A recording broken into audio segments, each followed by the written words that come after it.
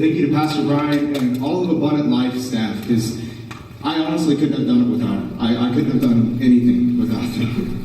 Going to New York, or just even making the decision to go to New York, I couldn't have done it. You guys honestly do not understand how blessed you are to have such an amazing youth pastor.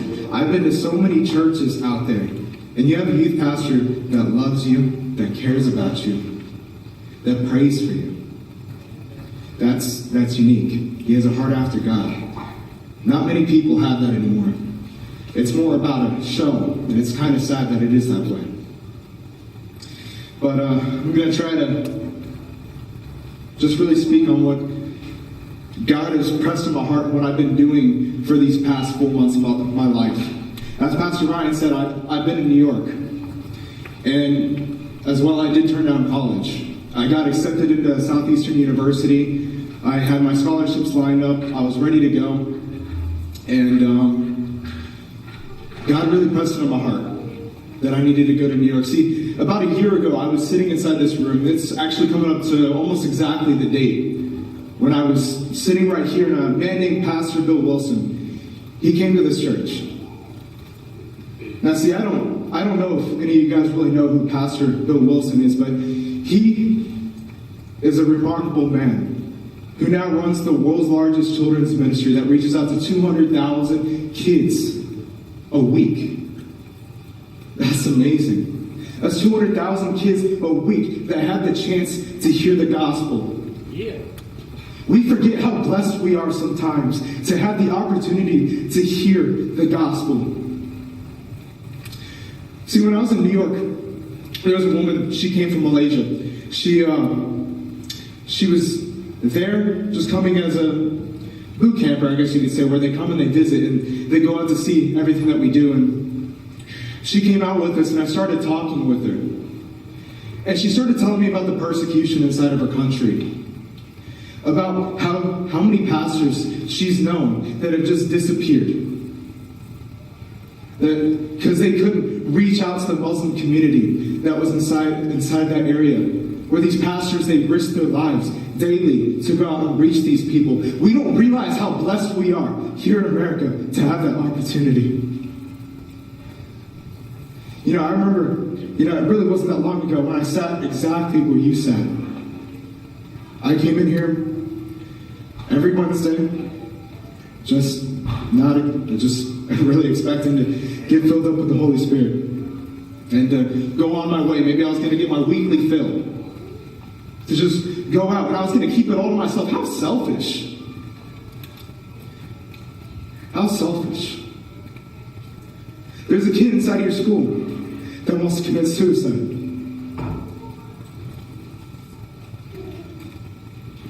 You might be the only chance for him to ever hear the gospel.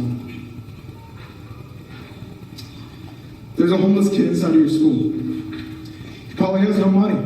He probably lives in a car with the rest of his family. He's depressed, he's down. You're that opportunity. Guys, we're doing this whole life on a mission thing for a reason. You're inside of this room right now for a reason. Guys, you have the best opportunity inside of your life. There's nothing greater than the message of God. There's nothing greater than Jesus. I know that firsthand. I've tried it all. I've done it all. I've messed up. I've done stupid things, and I promise you there is nothing greater than Jesus. We have this empty void inside of our soul. And we try to fill it up with sex, pornography. We try to fill it up with lust and money. We try to fill it up with love of other humans. But I promise you, there is only one thing that will fill that void, that will fill that hole, and that is Jesus Christ. And guys, you have the best opportunity to be able to share that message with the people around you. When you walk out of these doors, I don't know where you're going, but I promise you, you're going to meet somebody that has probably never heard the gospel. When I was in New York City, you'd be surprised how many kids that have never heard the name of Jesus Christ, the greatest man that has ever walked the face of this earth, the Son of God. Guys, you're that opportunity.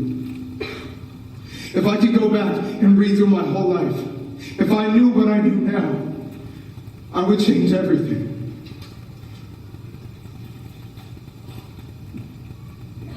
Man, God is good.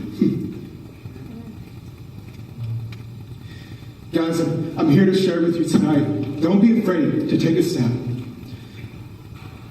Don't be afraid to walk out in your faith. To tell that person that you're sitting next to about Jesus. You know, sometimes you don't even have to tell them about Jesus. Sometimes the best thing that you can do is just love them. The best thing, the whole reason I came to ever know about Christ was because of a relationship with somebody else. Really, I was saved in 6th grade, I guess you could say.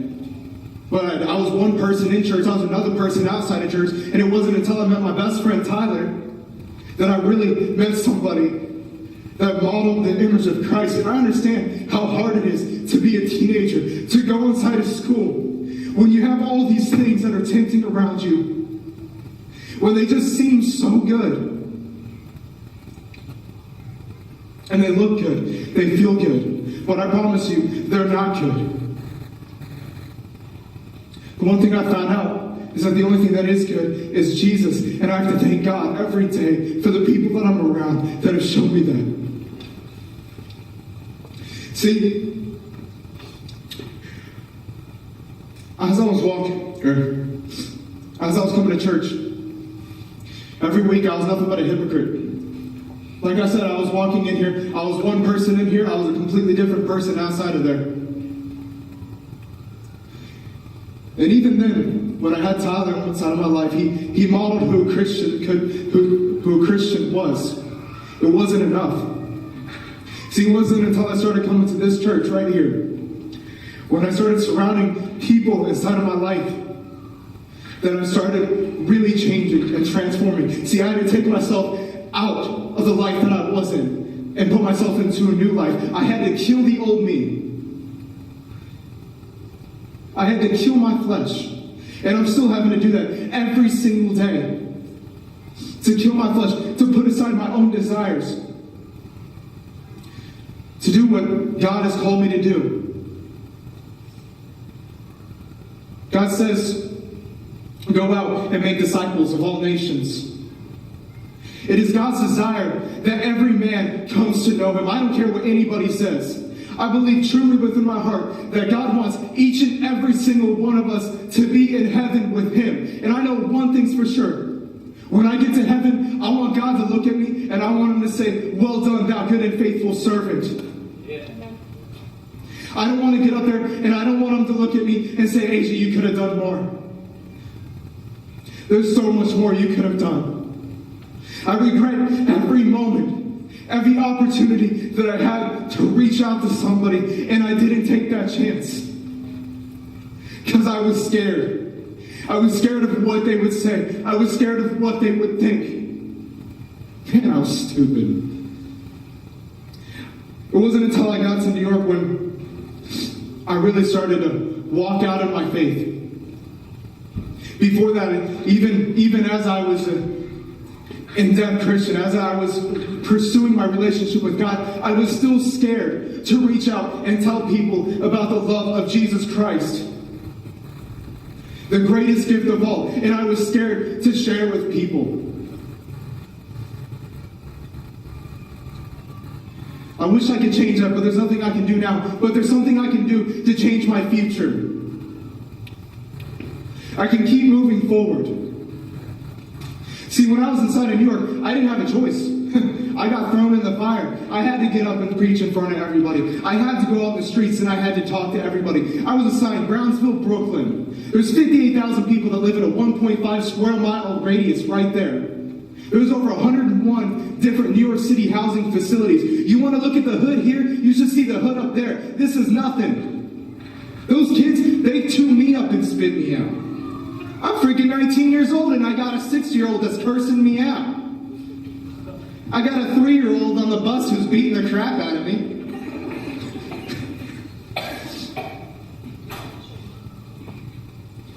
But guys, when you see that, it fills you with compassion.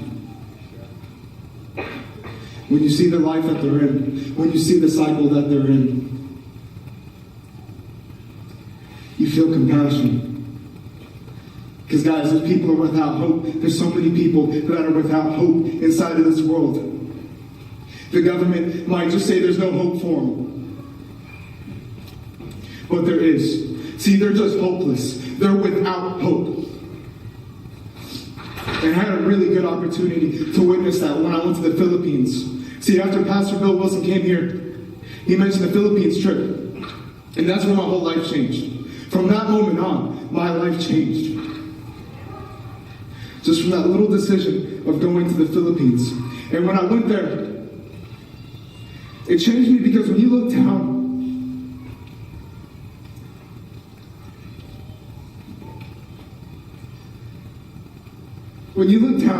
at a 3-year-old boy,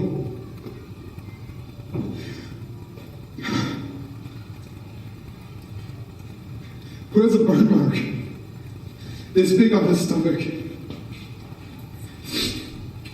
it has a pus pocket the size of a golf ball in the middle of it. And I look at the woman inside my group, who's a doctor, and I ask her, what's the chances of that boy living? And she said 0. She said even if he was to get the proper medical equipment, the proper medical treatment, he wouldn't live to be the age of 11 because of malnourishment.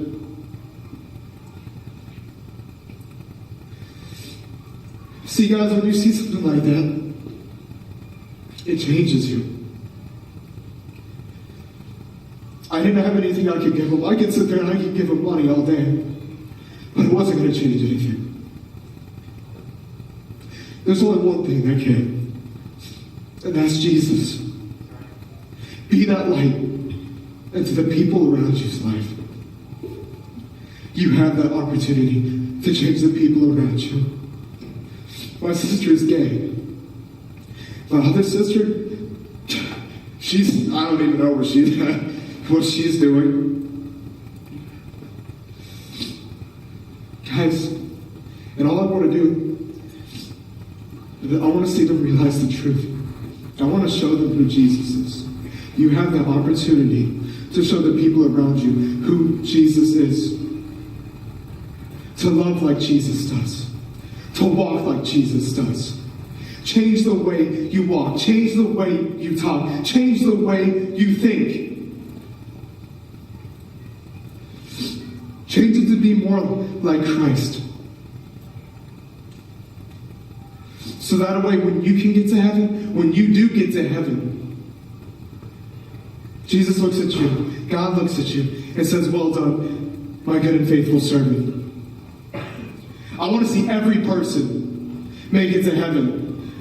And it's sad to know that not every person will. There's people dying out there right now and going to hell. Hell is a reality, people. We might blow it off. We might think nothing of it. We might just go about our normal daily lives. But hell is real, and there's people dying and going to it daily. And you're that opportunity. You can save that person's life. You won't believe how many testimonies I heard when I was inside of New York about children that came to that ministry, learned about Jesus, and died.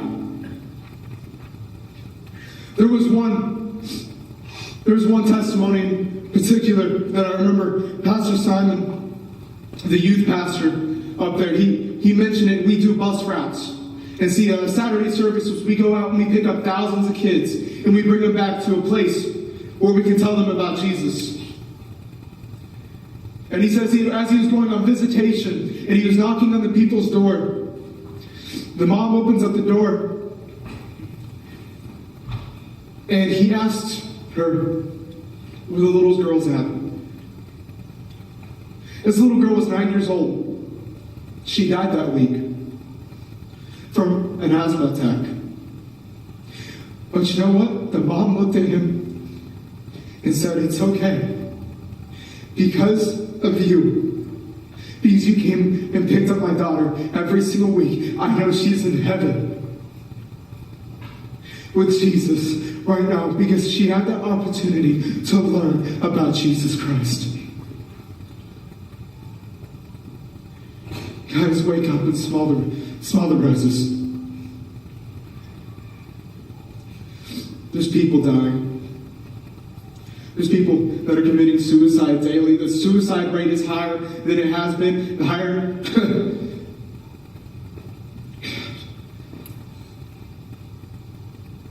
I remember I was one of those people. I struggled with depression so badly. In fact, I struggled with suicidal thoughts almost every day. I don't know why. I had a good family. I had good friends. I had good opportunities, but yet I was still depressed. I was still empty. It's because I wasn't putting all my faith into Jesus, and I realized that when I went forward this last year. Guys, after being depressed and suicidal for so many years, I was broken free of it completely. And I don't even know why I'm sharing this, but guys, I really do encourage you to go forward. It's a life-changing experience. But I promise you, the only way that you're going to get closer to Jesus, that you're going to grow more with Jesus, is if you spend time with Jesus. Start taking time out of your day to spend time with Jesus. So that way when you go to school, you are a walking Jesus. You start to be more like Jesus. You start to look like Jesus. So that way when people look at you, they see Jesus. That's my end goal inside of my life. I want to look like Jesus. I want to talk like Jesus. I want to act like Jesus. Guys, that should be all of our goals. Like I said, there is nothing greater inside of this life than to be able to serve Jesus Christ. You know, my original plans, I wanted to join the military. And in all honesty, I still do. That was my desires, that was my wants. And I always knew God had a calling on my life. Even though I was a hypocritical Christian, even though I was one person in and out of church, I knew God had a calling on my life, just like He has a calling on each and every single one of your lives inside of this room. And guys, I tried to run from that calling for so many years. Until about a year and a half ago, I was standing in here, and God said, leave everything and come follow me. And that's exactly what I did. See, even then, I tried to run from Him. When I got back from the Philippines, I knew I was supposed to go to the internship. I tried running from Him. I got this crazy idea that I needed to go to Southeastern University to get my theology degree. I mean, why not? It was the simple route. It was the easy route. I was going to be rooming with my best friend. I was going to be an hour away from home. I was going to be able to come home on the weekends, see the people that I love. But man, God had different plans. And I knew that. So you guys are going to run into a lot of situations inside of your life like that. When I went to New York, I left everything. All I had was my clothes inside my suitcase. I knew nobody up in New York. In fact, I swore up and down my whole life that I was never going to live in New York City. And yeah, now I live in New York City. God has a sense of humor. He has a funny way of doing things. And when I went up there, it changed my whole life. Everything I thought I knew, I didn't know. Everything I did changed. The person I was when I went up there is completely different than the person I am when I came back. And that's because I was just Jesus, Jesus, Jesus, Jesus, Jesus. Every single day. I didn't have a choice. I did have a choice, actually. You know, I could have been like some of the interns who got there. They just wanted to do something for the 4 months before they went and started doing school. and they decided to come to the internship. And see, they didn't pour out as much as they could have into those kids' lives that were around them. They didn't give it their all. I didn't want to be that guy. I was already there, so I was going to give it my all. I was going to do my best. I was going to reach out to as many kids as I possibly could. I still could have done better than I did, but I'm glad for what I did. And I praise God every day for it.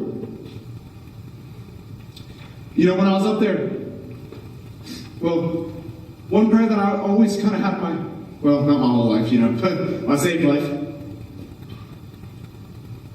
was, God, if you were to send me to preach to 1,000, only one received that message, so be it.